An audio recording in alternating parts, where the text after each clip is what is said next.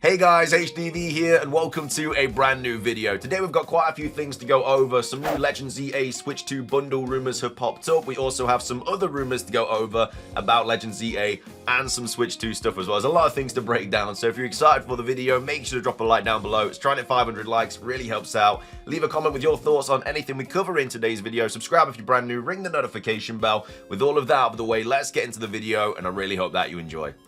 So, starting things off, let's take a look at these new Legends EA Switch 2 bundle rumors. It was posted by Light a few days ago, 14th of January, a couple weeks ago. This hasn't been confirmed to be fake or real, obviously, at this point. This was, I think, before the Switch 2 was revealed. I can't remember what day it was revealed. January's just kind of gone so quick. But either way, it's a massive grain of salt. Possible pack listed on Amazon Germany for a Nintendo Switch 2 Plus Pokémon Legends EA Limited Edition. Probably an error or even fake. I tried to find the link without success via 4chan. So yeah, Nintendo Switch 2 Pokémon Legends EA Limited Edition, $469.99, which I think that's a decent price point because a lot of people think that the Nintendo Switch 2 is going to be around $400, maybe a little bit more. So within a bundle, you obviously get the game, and I think Legends EA will probably be about $60. So that'd be $460, and then you'll probably get a couple of other things as well in it to make it worth obviously getting the bundle, because the whole point of the bundle is you're getting more things for less money. So yeah, I think that price point is quite fair. Obviously no image available or anything like that. There's been a lot of mock-ups and stuff posted online about these Switch 2 Legends EA bundles. Some people don't think it's going to be anything to do with the Switch 2 and it's just going to be playable on it via backwards compatibility. Some people think it's going to be a release game for it. We really aren't sure, but at the same time, if there's a Switch 2 version of Legends EA, I'm grabbing that. So hopefully it's out at the same time as the actual Switch 2, because if this is released like a couple months later after the Switch 2, it's so annoying because I'm not going to buy it because I'm already buying the Switch 2 when it comes out. I don't want to buy another Switch 2 a couple months later just because it's the Pokemon edition. I'd rather it just be there on release day, but I guess that's why they do it, because some people do have the money to be able to do that, and so they will buy it. But either way, take that with a grain of salt. No idea if it's true or not. We also have this rumor to go over as well about the Nintendo Direct happening in April. So we've got Go Nintendo tweet here saying the latest Hollow Knight Silksong theory points to a Switch 2 Nintendo Direct appearance. So obviously take this with a grain of salt, but it says a hollow victory. It's also had an update as well since this was posted. So Hollow Knight Silksong was announced back on February the 14th, 2019. Pretty much all fans out there expected the sequel would have long since released by now, but sadly that's not the case. It seems developer Team Cherry hit a few bumps in the road along the way, but have assured fans a number of times that work is indeed progressing. So without any fresh looks or new details on Hollow Knight Silksong in quite some time, fans have been scouring the web to find any morsel of information they can find. That kind of info vacuum, of course, leads to speculation and rumors, with all sorts of wild stuff being tossed around. While countless supposed truths have been proven false in recent years, a brand new fan theory is gaining considerable momentum. So the latest theory still starts with Team Cherry member, Every Druid Wash something, sharing a message on social media yesterday. So the message read, "Something big is coming. Keep your eyes closed tomorrow," and no other explanation was given. Along with that, the dev member updated their X-avatar to a picture of chocolate cake. Don't worry if you're confused, because things are going to start making sense. So YouTuber Fireborn, though the message shared by the dev team member was pretty interesting, I think that's thought, as it came the day before the Nintendo revealed the Switch 2. They also wondered why the dev changed their profile to a picture of a chocolate cake. That's when Fireborn decided to reverse image search the chocolate cake picture, and the results are pretty darn interesting. So reverse image searching the chocolate cake picture brought up a recipe from Bon Appetit, but that's not the interesting part. So what stands out is the date that the recipe was shared, April the 2nd, 2024. This is where you need to put on your conspiracy theory cap. So it is quite interesting that the image is for the 2nd of April, 2024. 2nd of April, 2025, of course, is the April Direct. And they were saying something big was coming in terms of the Nintendo Switch 2. So Fireborn, as well as a number of other Hollow Knight Silksong hopefuls, think this entire thing was done on purpose. So the biggest evidence of that is the 2nd of April date, as you well know that Nintendo is hosting a Switch 2 Nintendo Direct on April the 2nd, 2025. Is it pure coincidence that a Team Cherry member posted a mysterious message the day before the Switch 2 revealed and then changed their avatar image to an image published on April the 2nd? Well, that's for you to decide. but it sure is fun to think about. And then there's also been an update as well. So it turns out the message from Team Cherry member has even more hidden meanings, and they all point to something happening on April the 2nd. So first up, the dev's Twitter name currently reads Little Bomy, which seems to be a reference to Little Boomy, a wine made in Adelaide Hills. Turns out Team Cherry is based there, and the wine was made starting in April 2024. Last but not least, the Eyes Closed Tomorrow part of the message above is also found in the song Eyes Closed by Imagine Dragons, which was originally released on April the 2nd, 2024. With all this evidence piling up, it really does seem like something tied to Hollow Knight Silksong is set to appear April the 2nd, 2025. So, like I say, it could all just be a massive coincidence, but I don't think at this point it is. I think there's the fact that they've kind of like doubled down, like maybe if it was just the chocolate cake, fair enough, but then they also doubled down with like a bunch of other things. So I feel like Silksong is definitely going to be at the Direct for the Switch 2 on the 2nd of April, but we'll obviously have to wait and see. But either way, if you're a fan of Silksong, I'd probably get a little bit excited because I don't think it's a coincidence at this point. So that's all that. Finishing things off for today's video, we have a massive rumor to go over about Legend ZA. Again, with these kind of things, it's just too long usually, but these are the images that kind of drop with it. This was dropped a while ago. I just couldn't be bothered to get around to covering because it's such a long rumor. But I thought it may as well get out of the way because there are some interesting things in it. But there's also images. I feel like these have been drawn by this person. But either way, we have some sort of king here. I think this is some sort of like sailor or part of some sort of team. And then we also have this, which I think is either a legendary or some like a form of Torkoal, I think, because this is the face here. So that's that. And then this is the big old rumor. So like I said, take it with a massive grain of salt. It was posted on the 6th of January, so a while ago. It says, hello, I have posted information regarding Legend ZA previously. However, at that time, I only had a handful of information, mostly regarding the story and the characters. I've discovered a lot about the game since then, so I'll be covering that here. Keep in mind, I'll be retreating on information mentioned in my previous post. So they start things off by saying general information. So the game takes place in the 19th century. The events of the game occur a couple years after Legends Arceus, so way back when, because obviously Legends Arceus was set a while ago. It says it does not take place entirely within Lumiose City. That one singular X post was wrong and did not have enough information on the game at the time. I mean, Nintendo posted it. I don't think they were going to be wrong about posting that. They obviously checked it before they posted it. I don't think they just posted it on a whim. Like, they obviously have information about the game. So the fact that they posted it means that it is true, because why else would they post it? And it says Kalos at this time was known as the Anthos region, which again also goes against what Pokemon themselves have said, because they've even said on the website it's the Kalos region. So why would it randomly be changed now? Of course, things can change in development. This game has been delayed. They could easily go back and change it. But it just seems a little bit interesting that both of these things are going against what official sources have said. You play as the newest member of the Quasar Company, the organization responsible for Project Flare. And it says the goal of each chapter is to go to each of the 5 locations, battle the Guardians, and convince the retainers to allow the Quasar Company to use Infinity Fountains to power Lumiose City. It says the starters are simply Chespin, Fennekin, and Froakie, like in X and Y. However, they each come with a brand new Mega Evolution.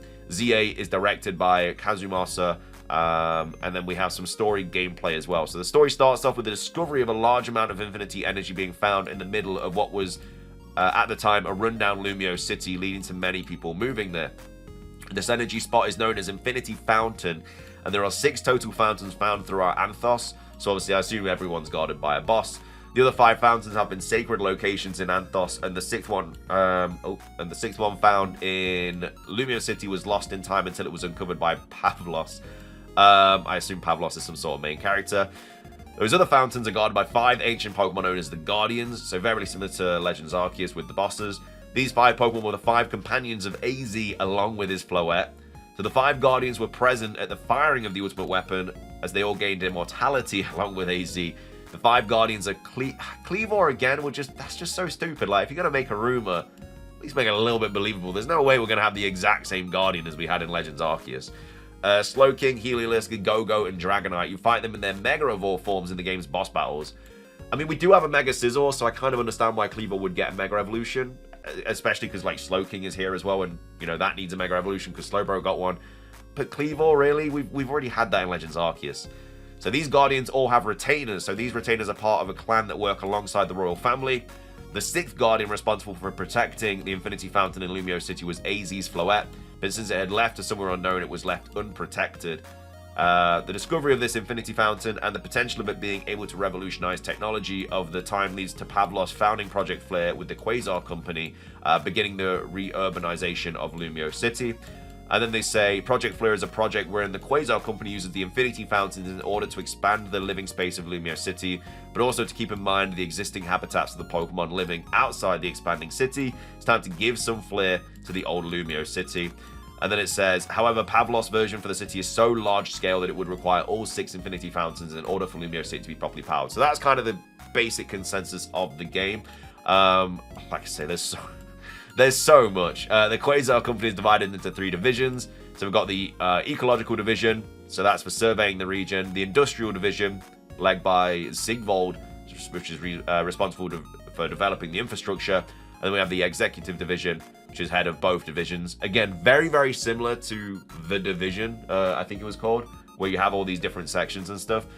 The base of operations is what was known as Lumiose Plaza, which later becomes the place where Prism Tower is built. So again, this is very much The Division. You know, you have your base of operations, you've got the different wings, and then you have to go and do missions to kind of upgrade those wings and stuff.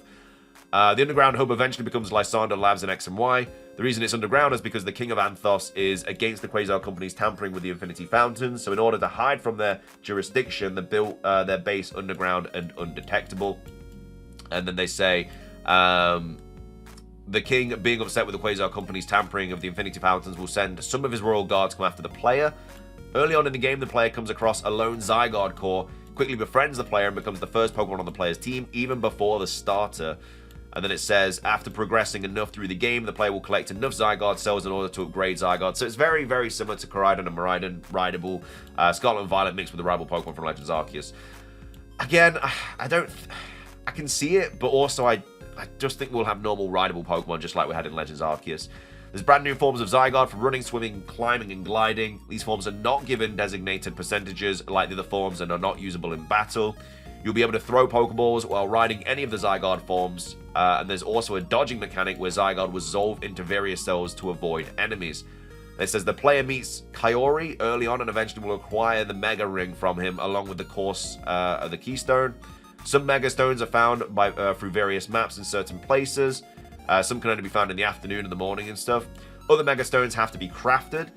I do like the idea of crafting Mega Evolution Stones, especially because depending on when this game is set, there might not be a lot of crafting. So I kind of hope we do craft, like, maybe we have to go do missions to gather resources to craft these new Mega Stones. Once the player connects all 5 Infinity Fountains to Lumiose, a celebratory project begins. Project is the construction of Prism Tower. Sigvold is the secret villain of the game. A ton of Infinity energy is necessary to awaken the A-legendary Alphysis, or pronounced A-Alphysis or something. The end game has the player collecting the final remaining Zygarde cells in order to obtain the 100% form and Mega Evolve it. During the game, it will be reported that many strange ring-shaped objects are appearing around Anthos. These are actually the Hooper Rings. The rings function as a replacement for the space-time distortions from Legends Arceus. It's through these rings that you obtain the Kanto Hoenn and Kalos starters and the Kanto fossils. So basically what like had Mega Evolutions and stuff. I think that definitely makes a lot of sense. In the post-game, several big portals will be spotted around Anthos and the player will be tasked with investigating them. They're different from the other Hooper Rings and they're stationary and bound in isolated places about the various maps. See, this is probably like something to do with Ultra Beast maybe. The Kalos, Mythicals, and Zeraora are obtainable via having saved data on your Switch of existing Pokemon games, so like Scarlet and Violet, Diancie, Legends Arceus for Hooper, Sword and Shield for Volcanion. So just like we've had in other games where it kind of rewards you for having the other games. Also during the post-game, sightings of the 3 legendary birds of Kanto have been reported roaming around different parts of the region, just like the forces of nature in Legends Arceus. And then locations, we have the main hub, obviously Lumiose City. It functions like a souped-up Jubilife. We have the first place, which is a grassy area, which encompasses Route 22 and 4. Second is a beach cliff area. The third is a desert area with some partial grassy parts. We have the fourth, which is a swampy autumn location. Then the fifth and final place is a snowy area. So basically, like, all the routes of X and Y are kind of combined into these different sort of sections and everything. And then we also have this, so it says, I assume these, the characters. So we've got Pavlos, who's the founder of the Quasar Company, Sigvold, who's the main villain, Clementine, who's the head scientist, King Gortia, which is the father of Pavlos, Kaori, which is the Mega Evolution Guru. We have Luca, which is an ancestor of Luca. and Emil, who is an ancestor of Emma. We have Ganko, who is the inventor of the Pokeball. We have AZ, who's a returning character, and then we have Volo, who's a returning character from Legends Arceus. And then in miscellaneous, abilities return. Hisuian items and Pokemon are available via the marketplace that is eventually built in Lumiose City. And then some Pokemon are found naturally as their regional forms in Anthos, such as Galarian Ponyta. And then we have Pokemon, so roughly 330 Pokemon in the game, which is, I mean, it's more than Legends Arceus, because Legends Arceus was like 200 and something. All previous Megas return, 20 new Megas, 3 new regional forms, 4 new evolutions, 3 convergent species, and 5 entirely new Pokemon. So we have Mega Articuno, which is Ice Flying, Mega Zapdos, which is Electric Flying, Mega Moltres, Fire Flying, Mega Dragonite, Dragon Flying, Mega Granbull, Fairy Fighting, Slowking, which is going to be Water Psychic, Delcatty, Normal, Frostlass, Ice Ghost, Haxorus, Dragon Steel, Golurk is going to be Ground Ghost, Chestnut is going to be Grass Fighting, Delphox is Fire Psychic, Greninja is Water Dark, Go-Go is Grass, Heliolisk is Electric Fire, Zygarde is Dragon Ground, Zeraora Electric Fighting, Frostmoth is Ice Bug, Kleavor is Bug Rock, and Mega Alphasis or whatever is Dragon Rock. And then as well as that, we have Athosian Torkoal, which is Dragon Poison, Athosian Cutant, which is Rock Ground, and then Copperajar, which is Rock Ground. We have Cronowl, which is Psychic Flying, Torkaskew, which is going to be Dragon Poison, Duralove, which is going to be Water Fairy, and then Surgachin, which is Electric, Pornbeard, which is Bug Fighting, B-Sharp, which is Bug Fighting. That's actually a really cool name, though, fair play. And King Gambit, which is going to be Bug Fighting. And then we have Peepin, which is Flying, Golusta, which is going to be Flying Fighting as the male, and then Flying Female, Graby, which is going to be Grass, Bunchiri, which is going to be Grass Poison, and then Alphasis, which is Dragon Rock. So, yeah, like I say, a lot to unpack. I think it's just too much. I think it's just a bit of one of those fan fictions, really. Fair play for spending all the time writing all this out. There's some cool ideas in there. There's some cool images as well. They've really gone to town with this. Fair play, but I don't know. For me, I just think it's very, very unlikely to be true.